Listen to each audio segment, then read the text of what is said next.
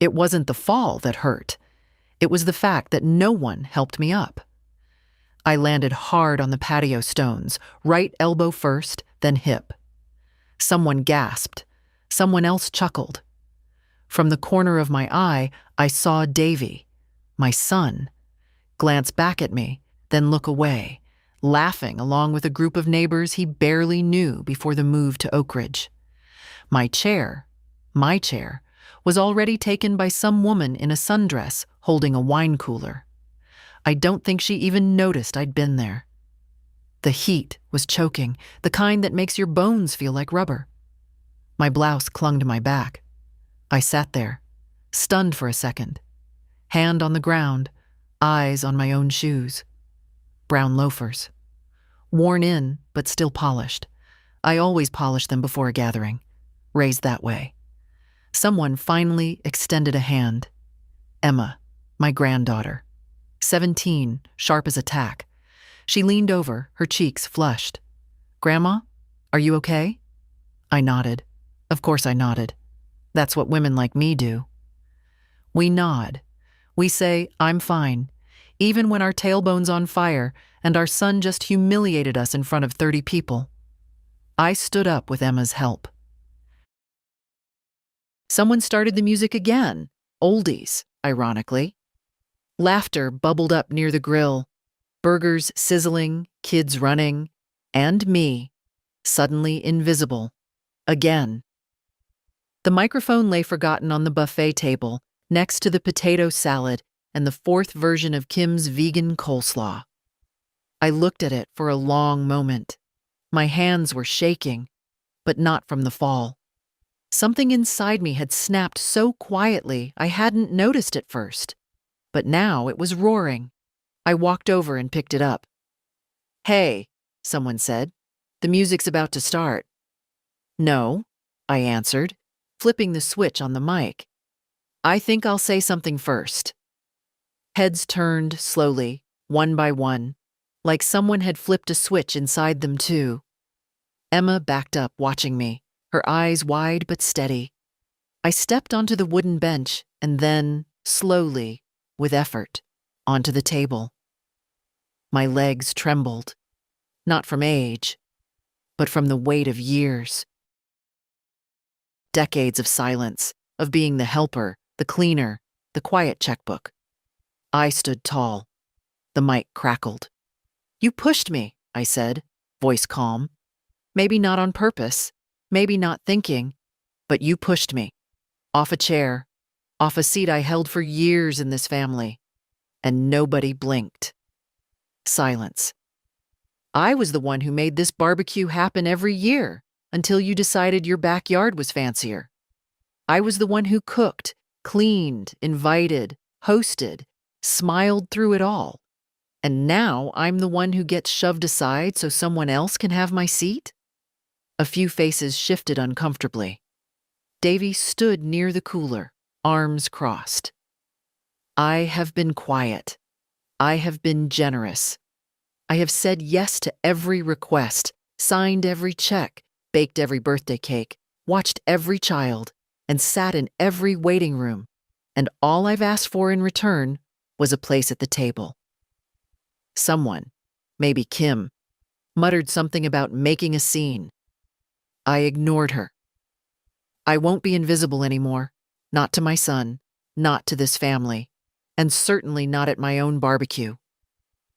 The mic hummed as I paused. My throat was dry, but I wasn't done. "Don't worry," I said.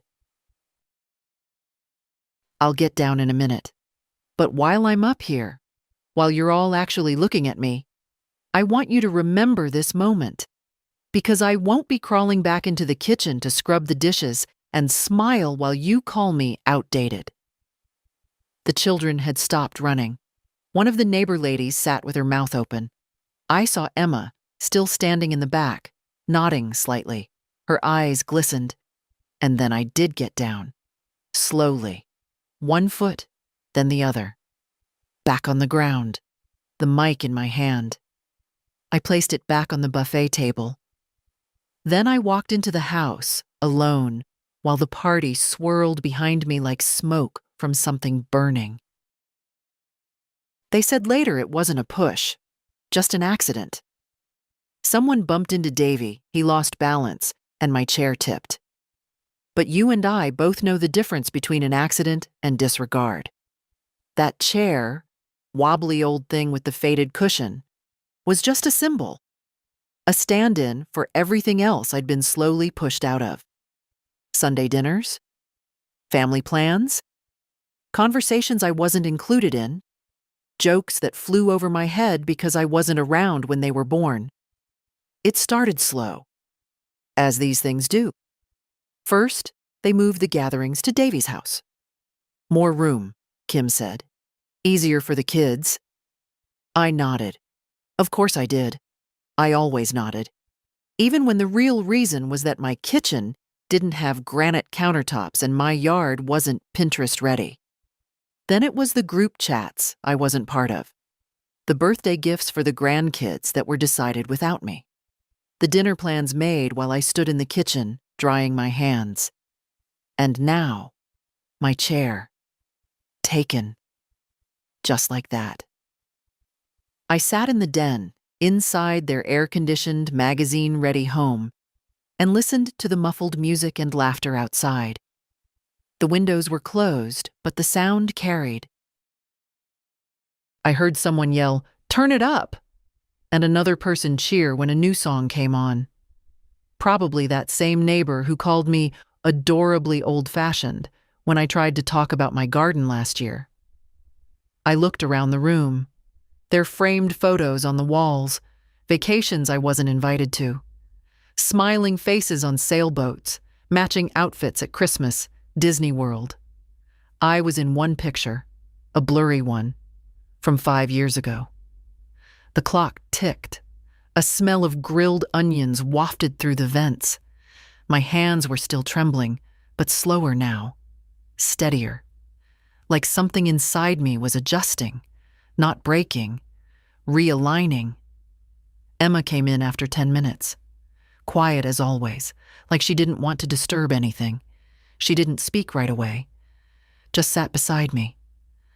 "I thought they were going to clap," she said softly. I smiled. They never clap for the truth. She looked at me, thoughtful. Grown up in that way, only girls who've had to watch their mothers perform for approval become. "You were brave, Grandma." "No," I said, and it surprised me how steady my voice had become. "I was just tired. Tired of pretending that being needed was the same as being loved. Tired of thinking that my usefulness was my worth." We sat together in silence. She took my hand. No words, just presence. Outside, someone lit sparklers. I saw the flicker through the window panes. A child screamed with delight, and the music kept playing, louder now, like they were trying to drown out what I'd said, as if volume could erase memory. I heard Davy's voice once, rising over the crowd. "She's just old. Let it go. She gets dramatic sometimes." Dramatic. Funny. I was never dramatic when I was babysitting 3 kids under 5. Never dramatic when I paid for Davy's first year of college after his financial aid fell through. Never dramatic when I watched his marriage fall apart the first time and held his hand through it. Then again when he remarried and didn't even ask me to help with the planning, just the check. But now, when I stand up, literally, for myself, I'm dramatic. Emma must have heard it too. She squeezed my hand tighter. "I don't like how he talks about you," she whispered. "Like you're fragile. Like you can't hear." "I hear everything," I said. And I did. Every unspoken expectation, every backhanded compliment, every silence where a thank you should have lived. "I'm not going back out there," I said after a while. Emma nodded. "I didn't think you would." And then she surprised me. "Can I stay in here with you?" It was a small thing, but my throat caught anyway. Of course you can, I said. She got up, turned off the hallway light, and came back with a blanket. Sat beside me again, knees folded, like she used to when she was little, and we'd watch old musicals on the worn couch I had back in my old house. And that was how the rest of the evening passed. The party went on without us. Fireworks. Toasts. Pictures I wouldn't be tagged in. Laughter I wasn't invited to. But I had Emma. I had a quiet room. I had a voice I'd finally used. And for once, I wasn't invisible to myself. There was a time when my voice filled rooms. Not with speeches, no, just with life. You wouldn't have recognized me then. I was the woman with the garden that fed 3 families, the woman who baked pies so good that the church ladies whispered about secret ingredients and tried to trade me theirs, the woman who could carry a child on one hip and a feed sack on the other and still make dinner from scratch before sundown. Before silence became habit, I was noise. Good, useful noise. I married young. Most of us did back then. Jack was tall, patient, and always smelled faintly of tobacco and soil. We lived on 10 acres in Ridgefield, in a house with crooked windows and a leaky roof that he swore he'd fix every spring. He died before he could, of course. Heart stopped in his sleep. Just didn't wake up one morning. That was 15 years ago. Davy gave the eulogy, called Jack, the kind of man every boy should be lucky enough to have as a father. Everyone cried. Even me, though most of my tears had dried out by then. After Jack, I stayed. What else was I going to do? The farm was too much for one woman alone, but I wasn't ready for the city. I made do for a while. Sold the goats, let the orchard go, held onto the porch swing like it was a lifeline. And then Davy said, "Mom, it's time you move closer." He framed it like a kindness, said he didn't want me to be alone out there, said I could be near the grandkids, be part of things. What he didn't say, what no one says out loud, is that it's easier when your aging parent is within reach, not emotionally, just logistically. So I sold the house, the one with the garden and the sagging roof and the kitchen where every one of my kids had spilled something and cried at least once. I sold it and I moved to a condo, 20 minutes from Davy's place. That was the first time I disappeared a little. No one asked me if I wanted to. They praised me instead. So wise, so practical, so generous. I furnished the condo with what I could salvage. A few chairs, some books, Jack's old recliner, even though it didn't match anything. And I waited. For dinners, for drop-ins, for a knock on the door, for the life they said I'd be a part of. It came sometimes, usually when they needed something. Can you watch Molly this Saturday? Mom, do you have the number for that plumber again? Grandma, my paper's due tomorrow. Can you help proofread? Of course I said yes.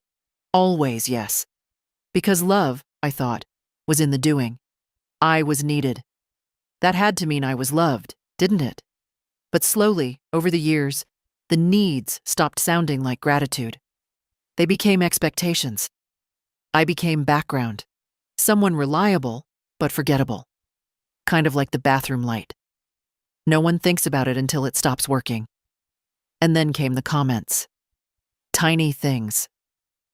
Don't wear that scarf, Mom. It makes you look old. Grandma, we don't use that word anymore. It's outdated. Maybe just let the kids talk, okay? They're trying to explain their world. I adapted, changed words, folded scarves away, laughed when they joked about how slow I texted. But each little change erased a part of me, until one day I realized I didn't recognize myself anymore. Not in the mirror, not in my stories, not in the way they looked at me. At the family dinners, I started listening more than talking. I'd bring a dish and then slip into the kitchen while they debated politics or influencers I'd never heard of. I'd wash dishes no one asked me to, pick up wrappers they left behind, leave before dessert, and no one noticed.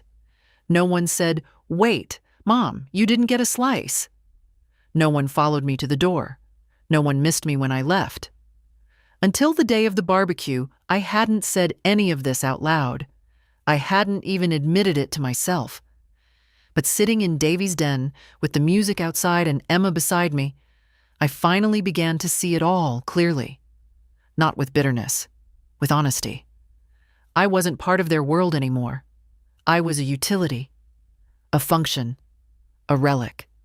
And the only one who could change that was me. The first time I was talked over, I laughed, thought it was just excitement. We were all sitting at Kim's dining table, this was maybe 7 years ago, talking about Emma's science fair project.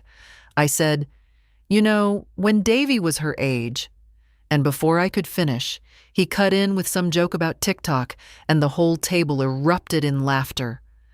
I waited a beat, thought he'd circle back, invite me to finish. He didn't.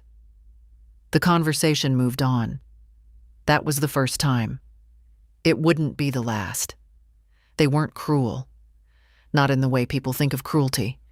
They didn't yell, didn't hit, didn't exile me from family photos. No, what they did was quieter, more efficient. They muted me. It started with interruptions, then dismissals, corrections.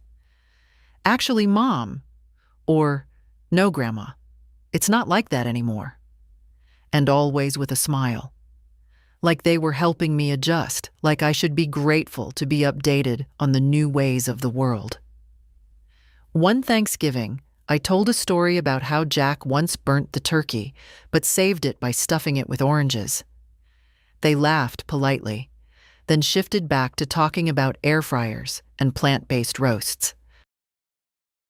That year, I was seated at the far end of the table next to the high chair.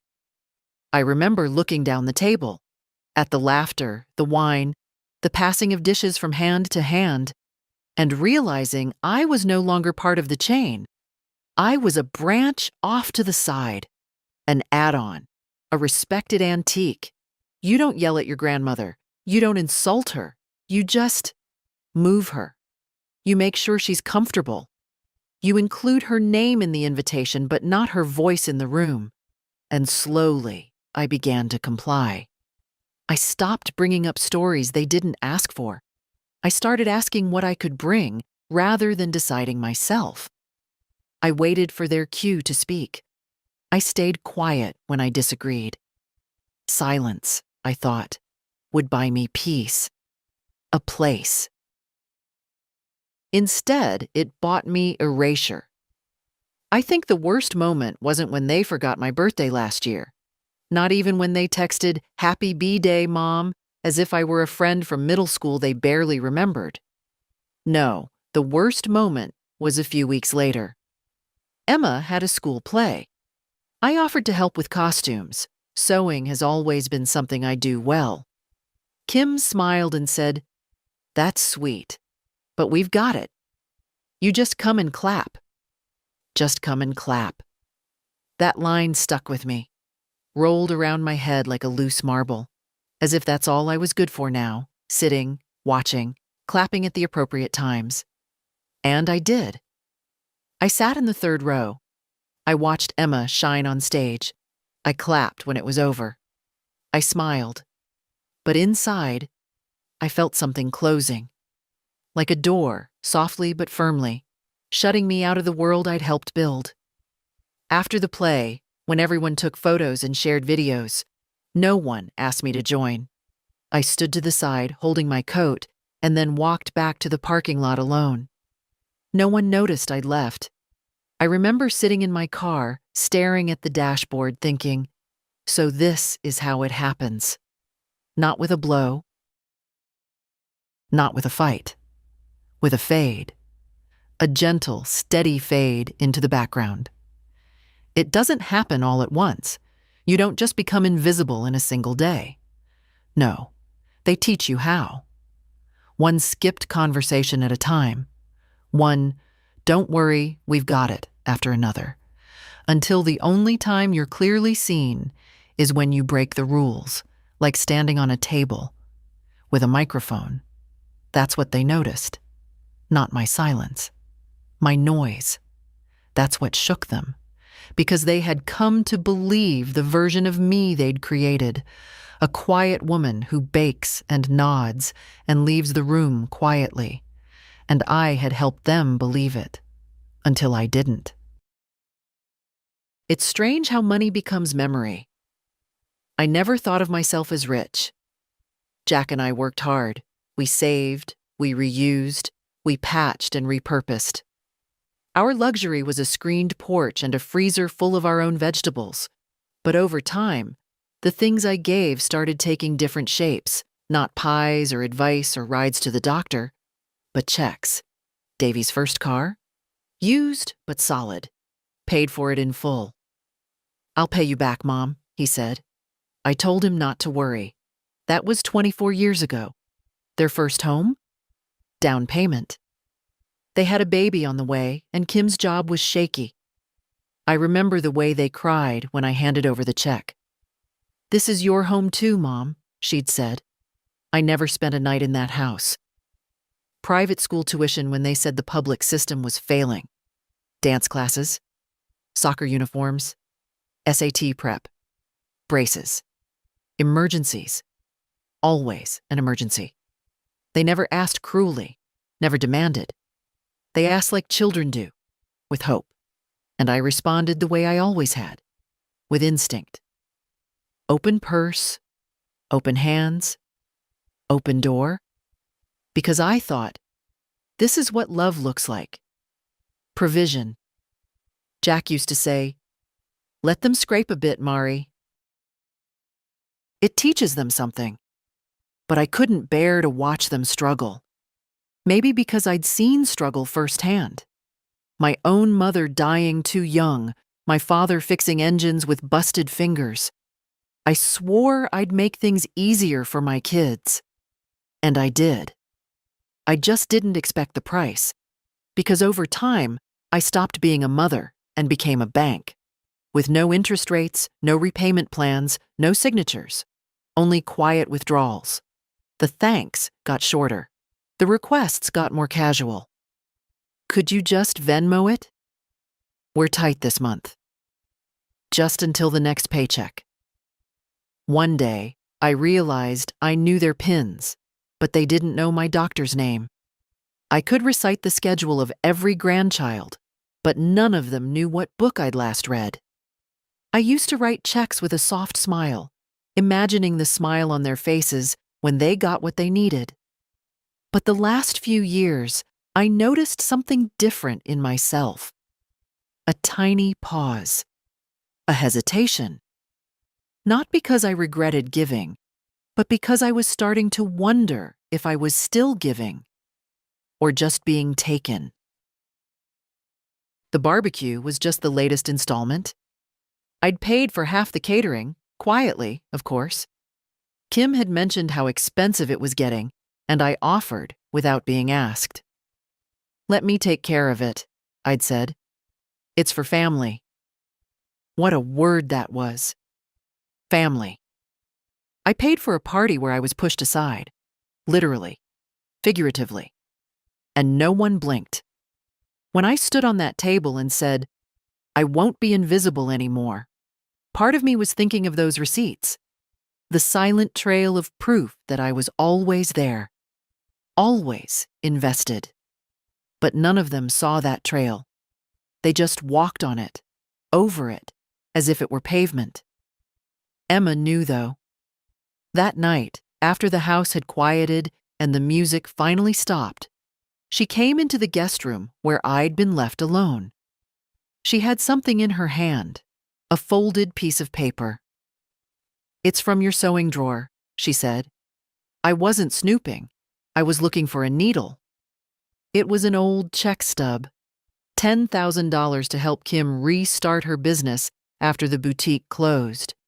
Emma read it, her brow furrowed. "Grandma," she said, "they never told me you helped with that." "They don't need to tell anyone," I said. "I didn't give it for applause." "But you gave, over and over, and they—" She didn't finish. We sat there a long time. She asked questions. I answered. Not angrily, not bitterly, just honestly. And something shifted in her face, like she saw me for the first time, not as the woman who picked her up from dance class or baked cookies for fundraisers, but as someone whole, someone with a history, a spine. "I think they forgot you're a person," she said quietly. "I think," I replied, "they just got used to thinking I'd always be there, like the porch light. You don't notice it until it's off." And it was off now, off and cooling. But maybe, just maybe, I was ready to switch it back on. For myself. There was a day I signed away my house. I sat at the long oak table in my own kitchen, the same one where I'd once taught Emma to shell peas, and where Jack used to thump his muddy boots after a long day. The realtor smiled too much. Davy flipped through the papers too fast. And me? I just stared out the window at the lilac bush Jack had planted on our 10th anniversary. "Mom," Davy said gently, "you'll be so much more comfortable in the condo. No more yard work, no more repairs." I remember nodding. I nodded a lot in those days. We signed the documents. They thanked me. Davy hugged me tightly, like it was a gift I was giving them. It was. But it wasn't the house that haunted me afterward. It was how quickly they started calling it theirs. Kim repainted everything, tore out the wallpaper I'd put up with my own hands, replaced the sink where I used to wash Jack's shirts. Davy built a fire pit in the back. Good idea, sure. But it sat right where Jack used to stack wood each fall. They never asked me about any of it. Just did it. "You're always welcome, Mom," Kim said once, waving toward the guest room. It used to be my sewing room. Now it smelled like eucalyptus and had a printed sign on the door that said, "Retreat in cursive font." I hated that sign. I hated how they called it a fresh start. For whom? Certainly not for me. Every time I visited, I felt like a guest in the life I used to host. I walked on eggshells in a house I once mopped barefoot. I brought store-bought pies because I was told, kindly, "You don't have to bake anymore, Mom. Just relax." But I never was relaxed. I'd sit at the dinner table while they discussed home equity and child psychologists and fitness apps I didn't understand. And sometimes, Davy would pat my hand and say, "Don't worry, Mom, we've got everything handled." They didn't need me anymore. Only, strangely, they still needed my money. It wasn't even malicious, I don't think. Not at first. It was convenience, entitlement dressed as gratitude. They believed, somewhere deep down, that I owed it to them. Because I'd always given. Even when Jack died and I had nothing but that house and a few CDs in the bank, I gave. Even when the furnace broke in winter and I heated the place with space heaters, I gave. Even when I downsized to the condo and sold the piano I loved so I could pay the closing costs myself, I gave. Because it was what I did. Because I believed that was love. And in return, they rewrote the story. It became their house, their upgrade, their family hub. And I became the woman in the guest room, a polite visitor, a helper, a funder, but never a guest of honor. I remember the last Thanksgiving I hosted, before I signed the deed. Everyone came. The table was too small, the oven too old, the chairs mismatched. But we were together. I made everything from scratch, even the rolls. Davy stood up after dinner and gave a little toast. To Mom, he said, smiling, for pulling it off one more time. One more time. It struck me like a cold wind. Not again, not always, but one more time. Like they'd already decided it would be the last. And it was. The next year, Thanksgiving was in their house. Catered. Less stress, Kim said, and more time to enjoy each other. But I didn't feel enjoyed.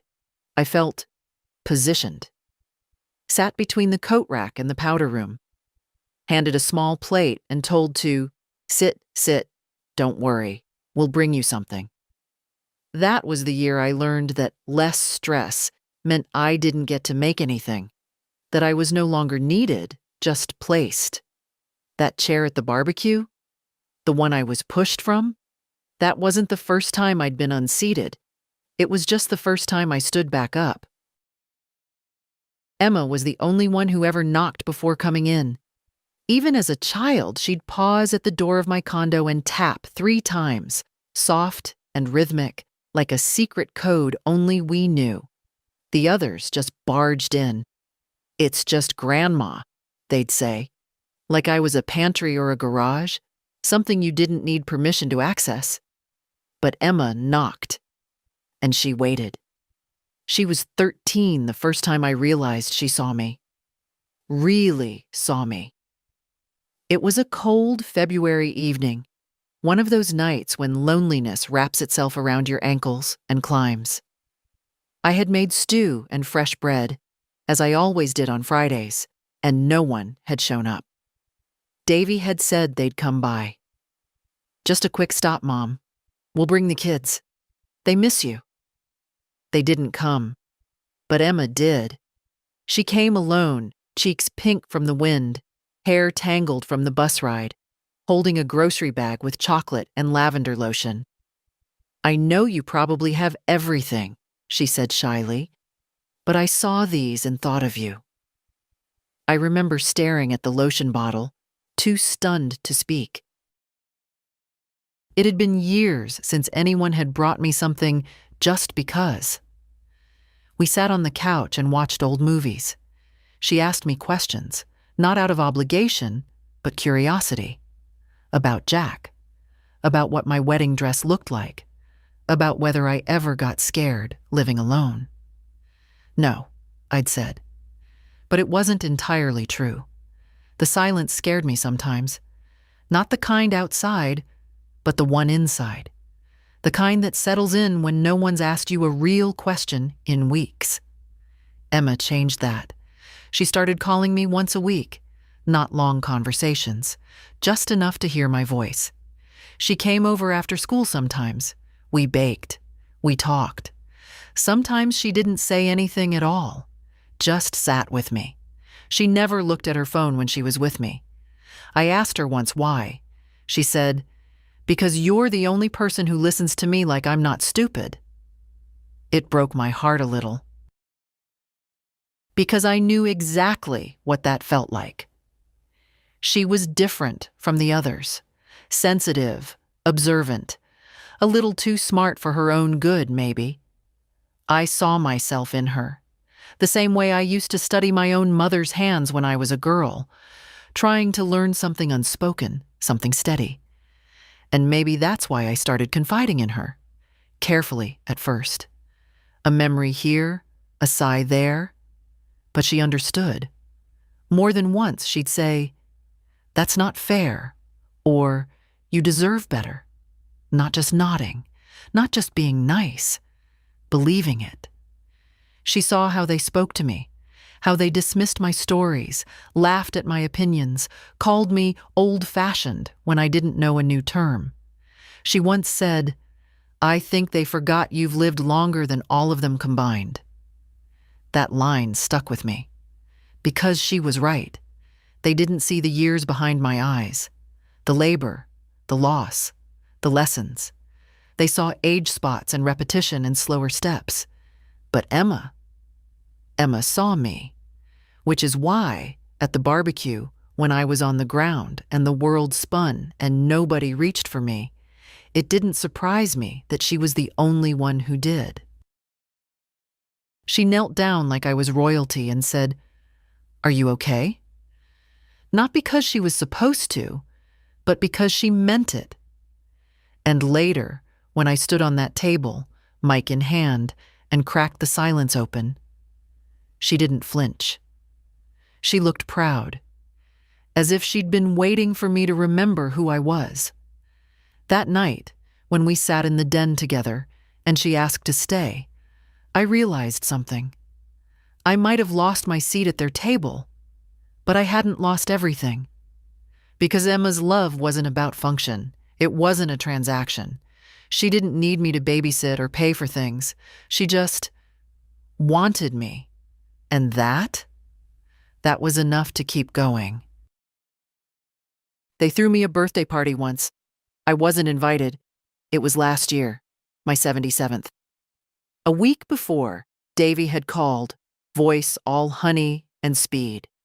"Hey, Mom, we're planning something low-key, just family. Saturday evening, our place. You good with that?" Of course I was good with that. What else would I be? I spent the week planning what to wear. Not too fancy. Kim hated when I overdid it, but something that didn't look like I wore it for a grocery run. I picked a navy blouse, simple earrings, and made my lemon bars. Emma liked them. On Saturday, I waited. I sat near the window at 4, then 5.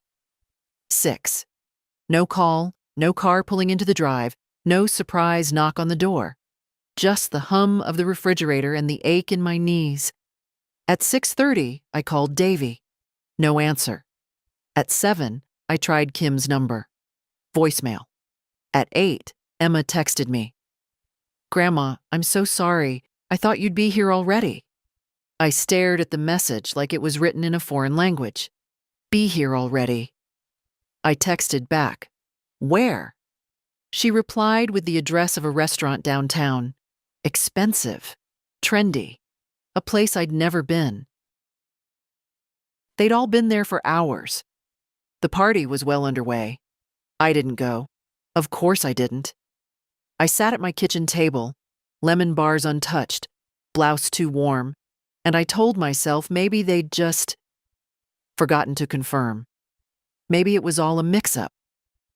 2 days later, Davy called. "Mom, we're so sorry. It was Emma's job to remind you." Emma's job. He sounded annoyed, not at me, not exactly, but at the inconvenience of explaining, like I was a delivery that hadn't arrived on time. Kim got on the phone, too. "We didn't want to overwhelm you," she said. "It was loud. Lots of people. We figured you'd appreciate the quiet." I laughed, just once. Not because it was funny, but because the alternative was crying. "I made lemon bars," I said. "Oh, Mom," she replied. "That's so sweet. Bring them next time." There wasn't a next time. That moment stuck to my ribs like hunger. I didn't say anything after that. Not to them. I let them carry on with their brunches and book clubs and theme parties. I said yes when they invited me 2 hours before something, and no one seemed to notice when I didn't show. But Emma noticed. She came over the next week with flowers she'd picked from the edge of a trail near school. Wild ones, the kind I liked best. "I'm sorry," she said, not making excuses. "I didn't know they hadn't called you." I believed her. She sat with me while I cut the lemon bars and we ate them in silence. That's the thing about being truly seen. It doesn't take much after that. Just presence. Just truth. Since then, I kept my expectations low. That's the secret, isn't it? With people like me, keep the bar low enough and you won't feel the sting when they walk right under it. Until the barbecue. Until I heard someone laugh when I hit the ground. I didn't look to see who it was. I didn't need to. Because in that moment, I realized something very old and very true. They weren't going to change. Not on their own. Not unless something interrupted the script.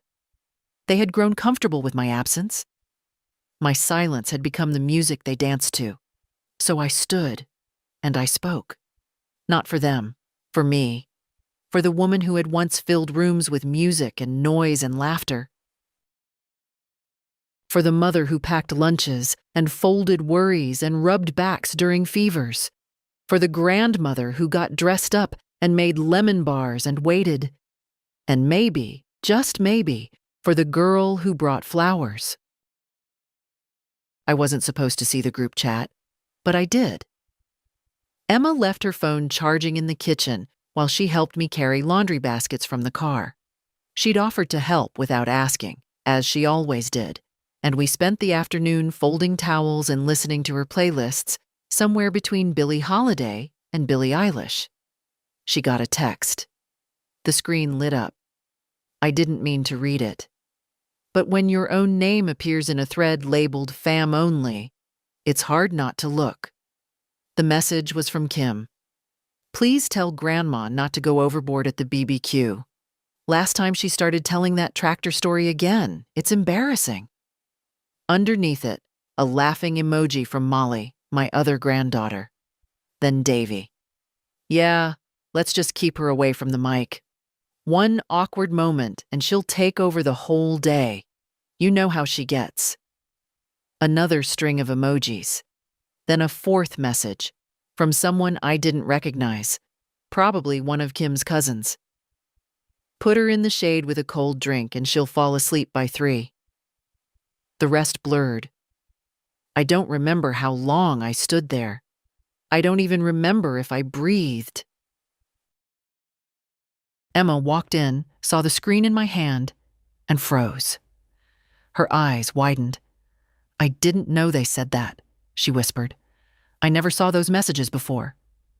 I nodded, gave the phone back, sat down at the table. What surprised me most wasn't what they said. It was how unsurprised I was. It was confirmation, not revelation. That's how far gone things had gotten. The way they talked about me behind my back wasn't shocking. It was expected. And still, something in me cracked like dry earth under sudden pressure.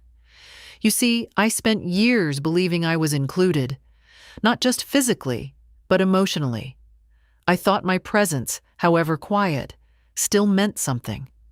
That even if I wasn't central, I was at least respected. Turns out I was more character than person. A prop. A mascot. Grandma, in the corner.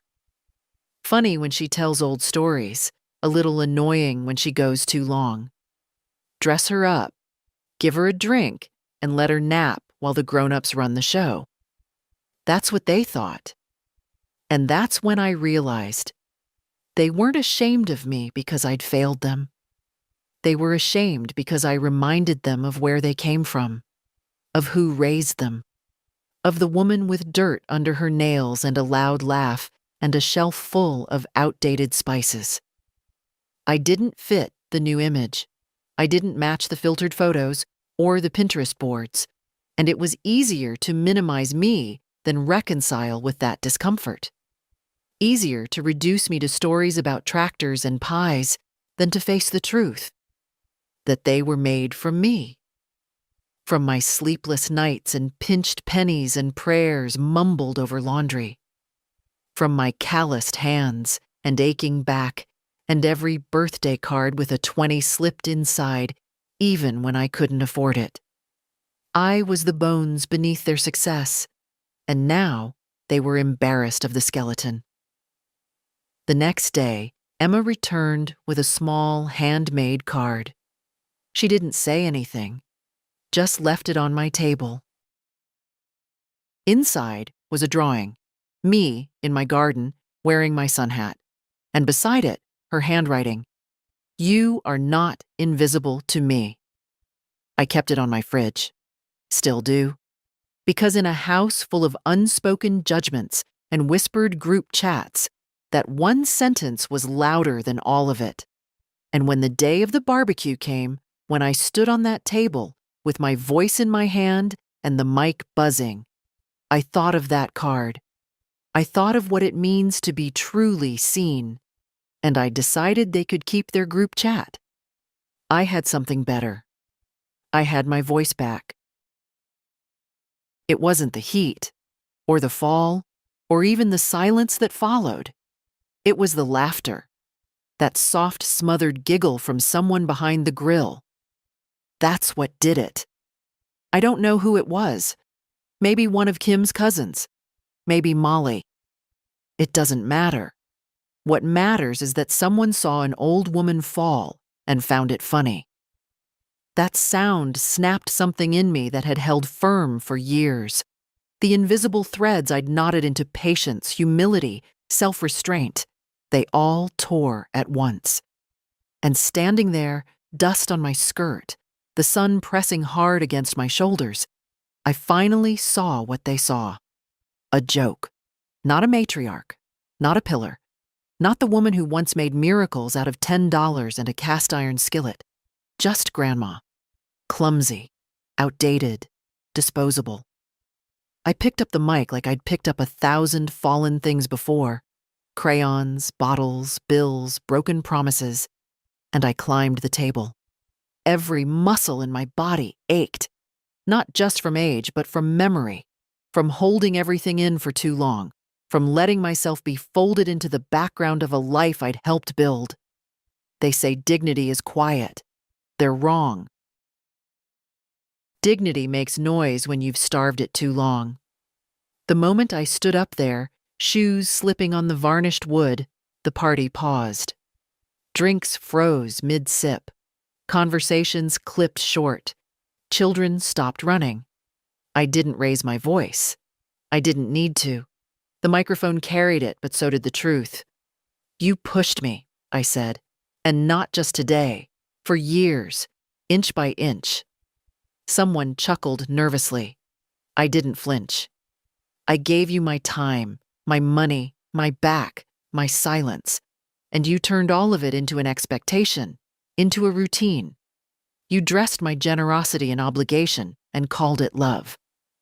Kim took a step forward, but Davy put his hand on her arm.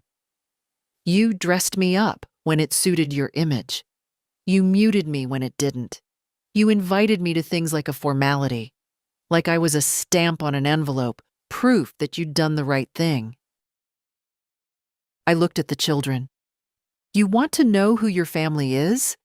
It's not the curated version you post online. It's not the catered meals or the matching outfits. It's the woman who sat in waiting rooms when your father had asthma attacks, who sold her wedding ring to pay for tutoring, who missed her own anniversary to babysit. I saw Emma. Her eyes were glassy, but she didn't look away. And I won't be erased. I won't sit in the shade while you tell yourselves I'm happy to be quiet. Davy opened his mouth then, and I waited for the usual.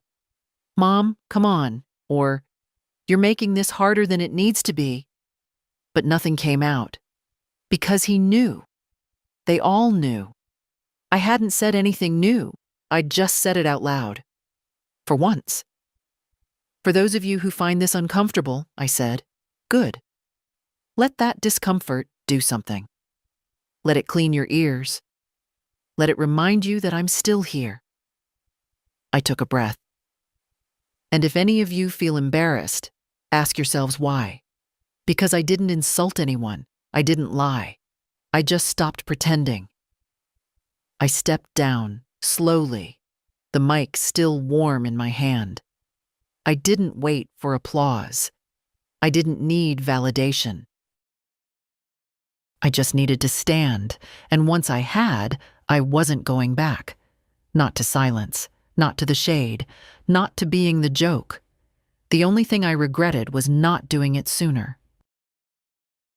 They tell you to pick your moment, to wait for the right time, to be measured, graceful, respectful. But no one tells you what to do when no moment is given. When you're always the afterthought, the second seat, the extra plate. So I made my moment.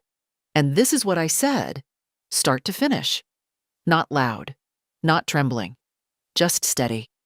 like a bell rung in the distance that keeps echoing long after the sound itself fades. "I won't be long," I began. "That's something I've said 1,000 times. I won't be long. Don't worry about me. I'm fine." I looked around the backyard. The lights strung up in careful lines, the drink station with its infused water, the curated playlist meant to please all generations. I saw the people, faces I'd fed, taught, changed, carried. "And maybe that's the problem," I said. "Maybe I've spent too many years trying not to take up space." A child whispered, and a mother hushed them. The air felt still, heavy. "I used to host this barbecue, not for credit, not for show. Just because I loved it. I loved cooking for you, watching you laugh, cleaning up long after everyone left. That was how I loved." I paused. Let that settle.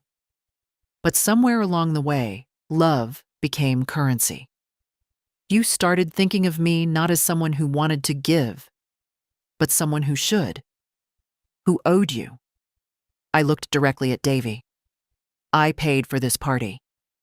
You didn't ask me to, not with words, but you did with your silences, with your expectations. And I gave. Because that's what I do. That's who I am." My voice didn't waver. I was surprised by that. And yet, when I fell today, when my son pushed me off a chair, no one rushed. No one offered a hand. Except Emma. Emma lowered her eyes. I think she was crying. And maybe some of you thought it wasn't a big deal. Maybe you told yourselves it was an accident, that I'd get over it, that I'm used to being brushed aside. I nodded. You're right. I am used to it. I've been getting brushed aside for years. I let my eyes move slowly, landing on each familiar face. You stopped hearing my stories. You laughed when I used the wrong words. You corrected me at the dinner table. You joked about how I repeat myself. You patted my shoulder like I was a pet. A sharp inhale somewhere in the crowd. "I'm not angry," I said, and I meant it. I'm done being angry. I'm just done being small. I took a breath. The kind you take when you're standing on the edge of something. I'm not the grandma in the corner anymore. I'm not the ghost in your group chat. I'm not the woman who hands you checks with a smile and says, "No need to pay it back." I'm not the errand runner. I'm not the backup babysitter. I'm not the soft landing you expect to always be there. I raised the mic just a little. I'm a woman. I'm a mother. I'm a widow. I'm a person who has lived 78 years, and I have earned my place at every table. No one moved. I won't be attending the next barbecue. I won't be showing up unless I'm invited, not out of guilt or tradition, but because someone genuinely wants me there. I caught Kim's eye. She looked pale. I won't be giving out money or time or effort to anyone who treats me like a favor they've outgrown. Then I turned to Emma. But I will open my door to anyone who sees me, truly sees me. I gave a final nod. And if you think all of this is dramatic, good. Maybe it's finally loud enough to be heard. That was the end of it. No applause, no cries of protest. Just a long, stunned silence, which was more than enough, because for the first time in decades, they were listening. After the speech, I walked inside. No slamming doors, no dramatic exits, just my feet moving over their polished floors, past their curated family photos, and echoing laughter that hadn't quite figured out how to stop. I sat on the edge of the guest bed, retreat, the sign on the door still smug, and waited. Not for someone to follow, not for an apology, just waited. Sometimes stillness is the loudest thing a person can do. It took 17 minutes. Emma came first. Of course she did. She didn't say anything right away. Just closed the door softly behind her, then sat beside me. We faced the same direction, toward the window where the string lights blinked in slow confusion. "They're mad," she said. "I know. They don't understand. They will." She leaned her head on my shoulder. "You were amazing." I let out a quiet breath. I was honest. It wasn't the same thing, but it was enough. Then the door creaked open again. Molly, red-eyed, mouth tight. She didn't sit. "I didn't mean to laugh when you fell," she said quickly. "It just... someone else did, and I'm sorry." I nodded. Not forgiveness. Not condemnation. Just acknowledgement. She hesitated. "I didn't know how much you did. For everyone." "You weren't supposed to," I said. "That's what makes it real. You do it anyway." Molly wiped her nose with the sleeve of her hoodie and left. I was grateful she came. Not because it fixed anything, but because it proved something had cracked open. The silence didn't hold like it used to.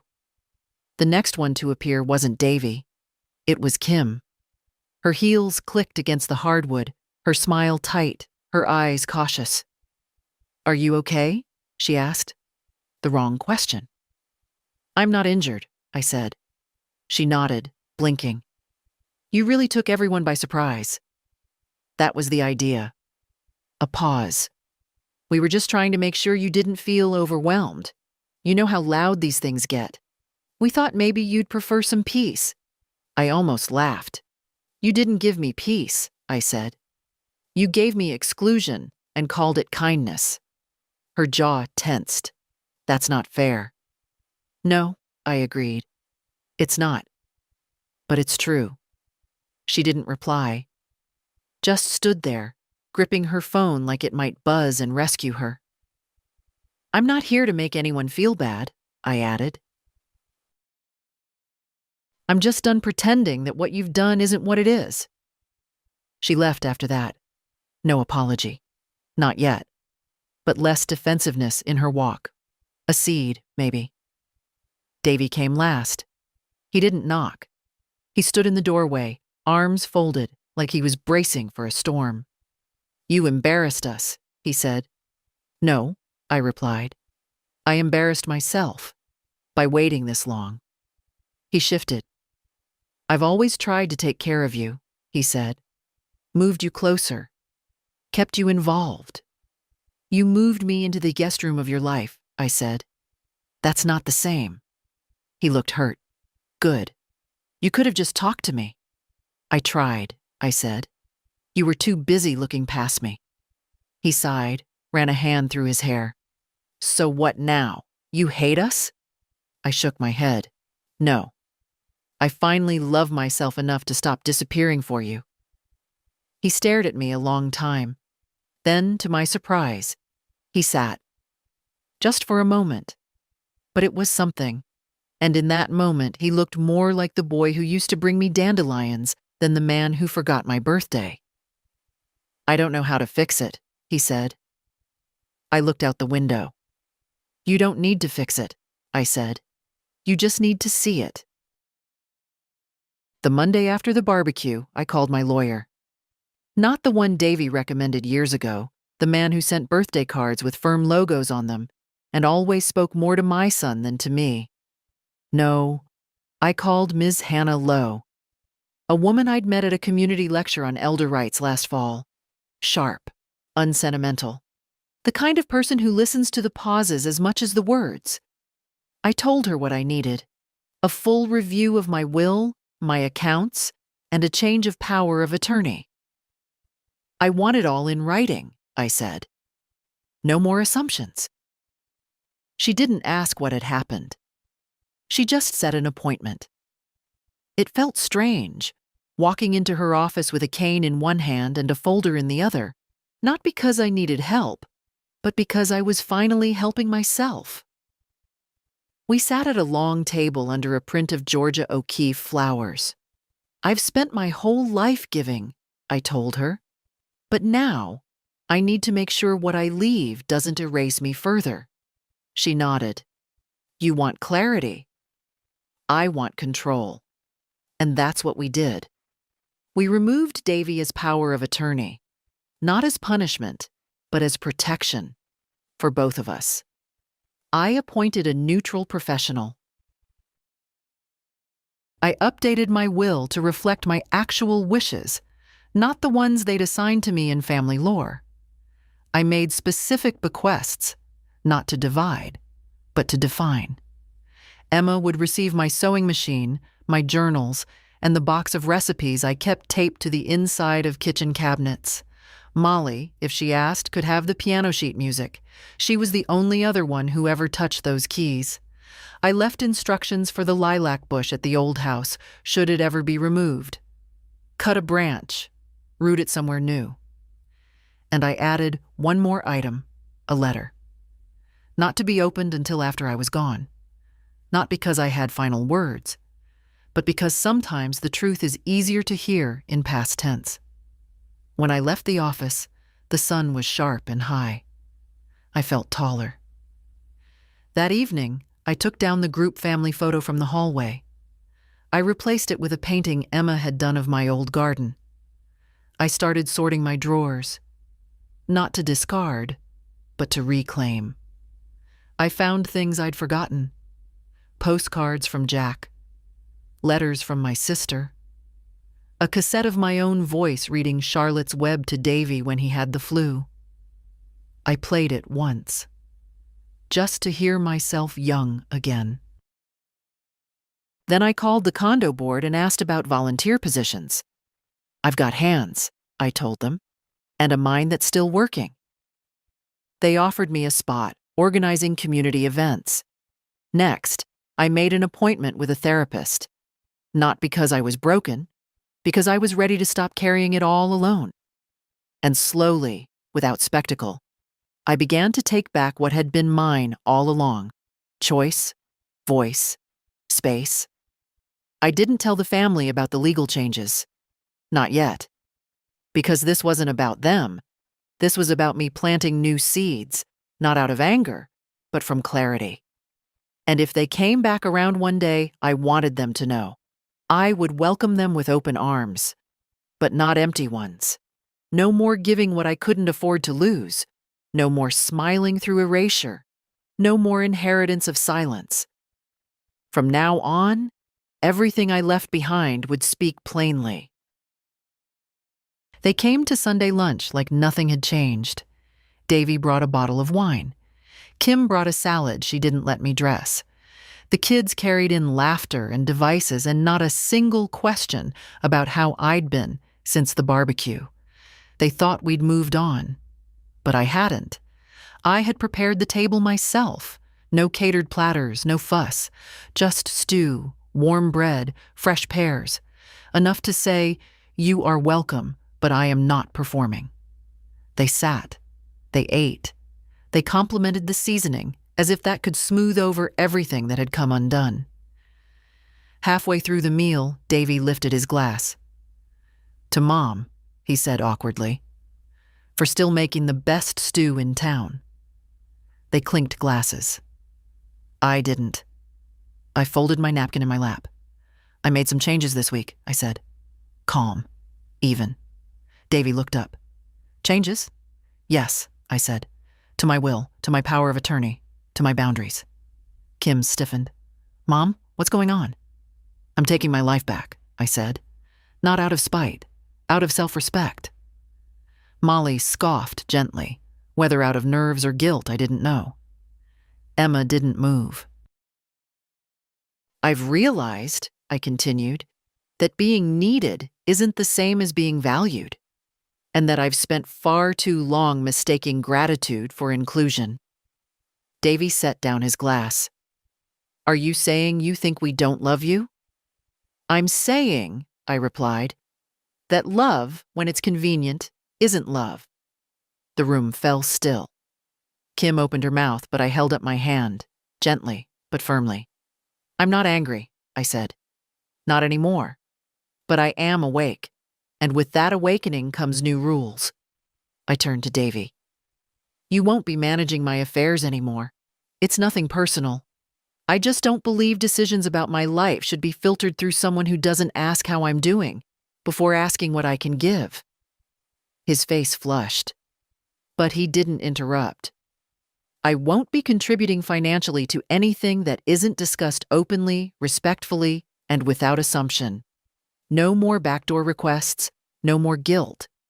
If you need something, you ask. If I can help, I will. If not, the answer is no. And I don't explain my no. Kim looked as though she might cry, but didn't. I won't be attending events where I'm treated like a relic or a mascot. If I'm invited, it's because I'm wanted, not just expected. And I decide how long I stay. Emma nodded. Just once. I'm not removing myself from this family, I said. I'm finally entering it on equal terms. I let that settle. Then, softer. I'm still your mother, your grandmother. That hasn't changed. But I'm also a person, one who deserves dignity, one who still has chapters left to write. No one spoke for a while. Then Davy cleared his throat. I didn't realize, he said, and it sounded almost real. You didn't ask, I said. Kim reached for her water. I feel like we failed you. No, I said. You stopped seeing me. That's not the same. She looked down. Emma, at last, broke the silence. I see you, Grandma. I looked at her. I know, I said. After lunch, no one stayed long. There were hugs, tighter than usual, a few lingering glances. Words left unsaid, but I didn't chase them. I watched from the window as they pulled out of the drive, and I didn't feel empty. I felt aligned. Like the house had shifted just slightly, and for the first time in a long while, it was standing on solid ground. A month later, I hosted a brunch. Not for them, for me. I made quiche, brewed strong coffee, and set out the blue plates I'd kept boxed since the move. Too old-fashioned, Kim had said once. I used them anyway. I invited 3 women from the condo. One had recently lost her husband. One was learning to live with a new diagnosis. One just seemed lonely.